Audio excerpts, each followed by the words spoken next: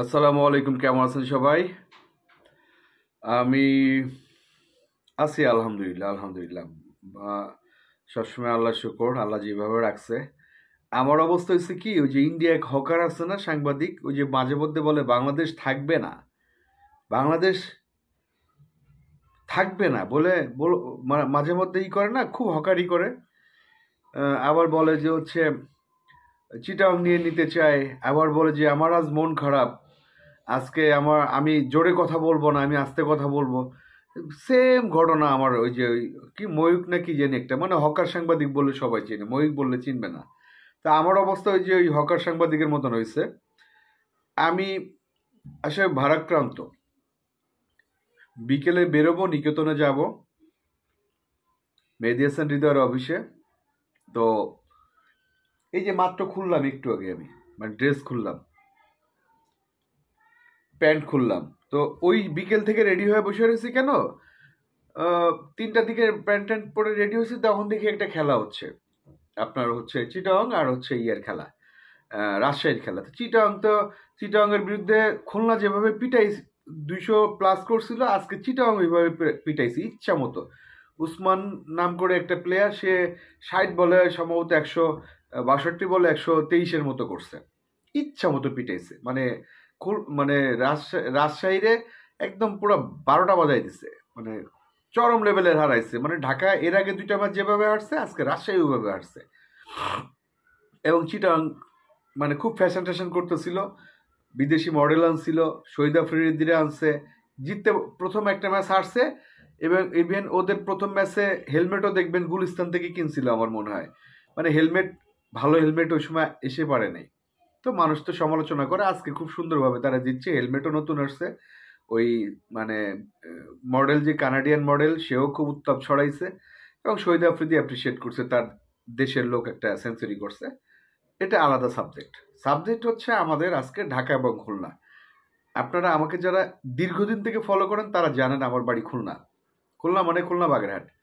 তো সেই হিসেবে স্বভাবতই আমি হচ্ছে বাগেরহাট নিব বা খুলনা নিব, মানে না নেওয়ার কোনো কারণই নেই। আমি শুধু ঢাকাটা করি হচ্ছে যেহেতু আমার ভাই, আপনাদের সুপারস্টার মেগাস্টার শাকিব খানের দল এটা, এই জন্য হচ্ছে ঢাকা করা।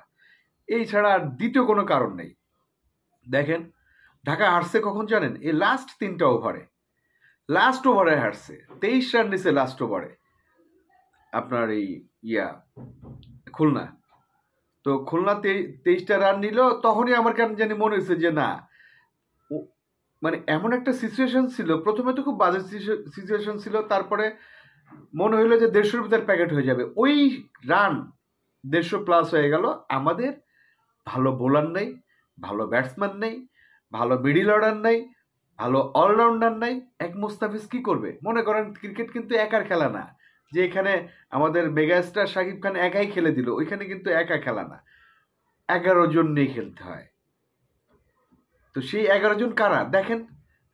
রাহি কোনো দলে চান্স পায়? বাংলাদেশ জাতীয় দলে কোনো দলে আছে নাই। তারপরে হচ্ছে কি বলবো ভাই বলেন, রাব্বি ওই যে ন্যাশনাল টিমে চান্স পেয়ে, মানে রাব্বির কথা বলতেছি, রাব্বি তো হচ্ছে রাজশাহী খেললো। আরো যারা যারা আছে আমাদের মানে ঢাকা দলে, মানে সব হচ্ছে, মানে একটা বিদেশি প্লেয়ার আপনি বলতে পারবেন না যে এই বিদেশিটার নাম। আমি ওই যে স্কেন কি জানি ওর নাম, আমার নাম উচ্চারণ করতে হলে দাঁত ভেঙে যায়। ইংল্যান্ডে কোথায় খেলে আমি আসলে জানি না, কাউন্টির কত নম্বর দলের সাথে খেলে। তো ওই ওই হকার সাংবাদিকের মতো আমি আসলে স্তব্ধ হয়ে গেছি, মানে স্তব্ধ হয়ে গেছি। বিশ্বাস করেন, দল হারতেছে, মানুষের ট্রল করতেছে, গান বাজায় ট্রল করতেছে, হেডলাইন দিতেছে, মানে ঢাকা হারতেছে এটা বলতেছে না, শাকিব খান হেরে গেছে। ভাই এই কথাটা শুনতে আমার ভালো লাগে না, বিশ্বাস করেন, আপনাদের কেমন লাগে আমি জানি না।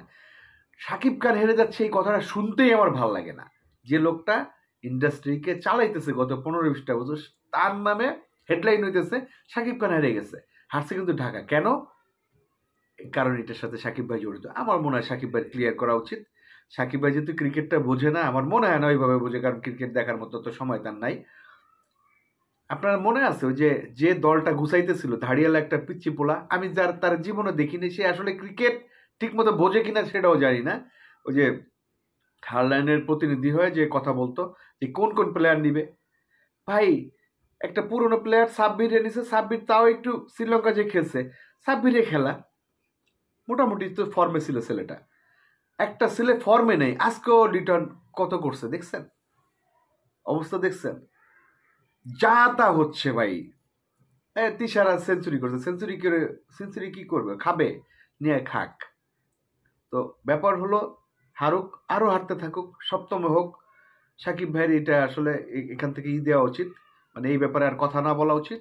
আর সব থেকে খারাপ লাগতেছে ভাই, আমার বিশ্বাস করেন আমার কষ্ট লাগতেছে যে দল হারতেছে ঢাকা, ওই সাকিব ভাই ইনভলভ, এই জন্য বলতেছে সাকিব খান হেরে গেছে। এই কথাটা আমি শুনতে চাচ্ছি না, শুনতে চাইও না। মানে খুব খুব খুব খুব অস্বস্তি ফিল করতেছি এই ঢাকা দলটা নিয়ে, যে দলের ওপেনার ভালো না, মিডিল অর্ডার ভালো না, লোয়ার অর্ডার ভালো না, অলরাউন্ডার নাই, বোলার নাই। এক মুস্তাফিজ কি ঘোড়ার টিম করবে, তোমায় মারতেছে মুস্তাফিজরে। এইভাবে আসলে হয় না। সাকিব ভাই এটার সাথে ইনভলভ হওয়ার কোনো দরকারই ছিল না, নিজের ইজ্জতমান মানে নষ্ট করার কোনো দরকারই ছিল না। উনি যেখানে আছে সেখানে থাকা ভালো ছিল। ধন্যবাদ, আসসালামু আলাইকুম।